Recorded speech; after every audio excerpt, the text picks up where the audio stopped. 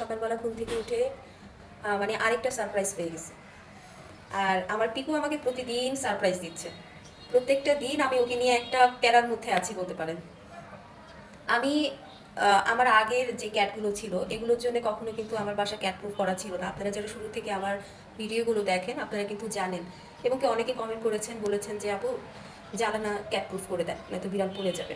তো আপনারা দেখেছেন কখনো আমার বিড়াল হারানোও যায়নি, আর ওরা জানালা থেকে কখনো পড়েও যায়নি। তো এই যে ওর আল্লাহর রহমতে মাশাআল্লাহ ওর যা ওজন, ওর এই ওজনটা আর ওর এই রাগটা মানে আমাকে প্রতিনিয়ত টেনশনের মধ্যে ফেলে দিচ্ছে। আমি আপনাদের সাথে এই বিষয়টা শেয়ার করার জন্য এই ভিডিওটা করতেছি। তো চলেন দেখাই।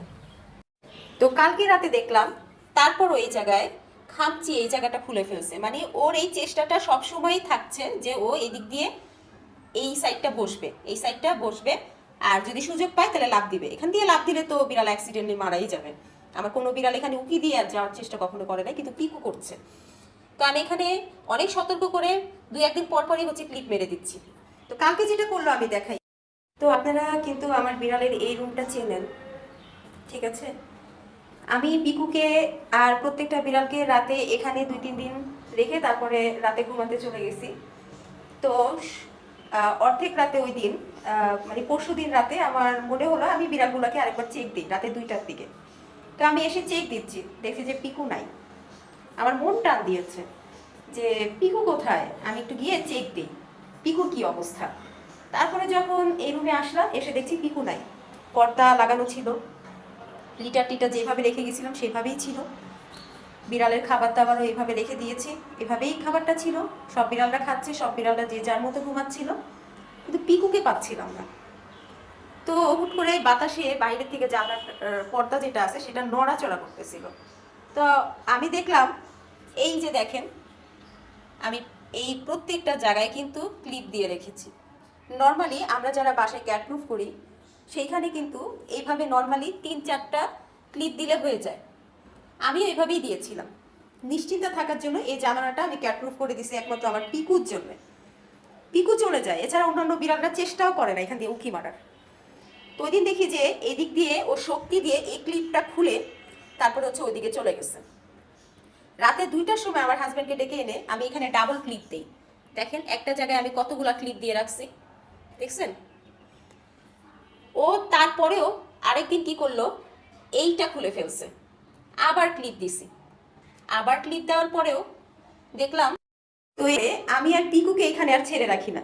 আমার 4টা ফিমেল বিড়াল এখানে থাকে, আর পিকুকে আমি এই যে খাঁচার মধ্যে রেখে দিই। তো এই জায়গাটা ও খুলে ফেলে, যার কারণে আমি দেখেন একটু ভালো করে রশি দিয়ে এগুলো কিন্তু খুলে ফেলেছে। হ্যাঁ, আমি রশি দিয়ে ভালো করে বেঁধে দিয়েছি, এগুলো কামড়ায় খুলে ফেলছে। তারপরে কালকে রাতে আমি ওকে খাঁচার মধ্যে রেখে এই দড়ি দিয়ে উপরে বেঁধে দিই, আবার এই যে চিটকানি আছে নিচে এটা দিয়ে লাগিয়ে দিই। তো কি করলো, আজকে সকালে ঘুম থেকে উঠে দেখছে যে পিকু এই জায়গাতেই গিয়ে বসে আছে। কিভাবে ও খাঁচা থেকে বের হলো আমি দেখাচ্ছি আপনাকে। এই যে দেখেন এই খাঁচাটা মানে ও ভেঙে ফেলছে, এদিক দিয়ে ভাঙছে লাগাইছি, এদিক দিয়ে কালকে রাতে ভেঙে তারপরে ওইদিকে গিয়ে বসে আছে। এখন বলেন ওকে কি আমি মানে ও হুট করে যদি রাতে হারিয়ে যেত বা এখান দিয়ে কোনোভাবে চলে যেত, তাহলে কি ওকে আমি আজকে সকালে পেতাম? কোনোভাবে কি ওকে আমি পেতাম পিকুকে? যে পরিমাণ মানে চেষ্টা প্রচেষ্টার মধ্যে থাকে ওর জন্য এখন আমি আর কি করতে পারি? ক্যাট প্রুফ করে দিলাম, খুলে ফেলছে, খাঁচার মধ্যে রাখছি, ভেঙে ফেলছে।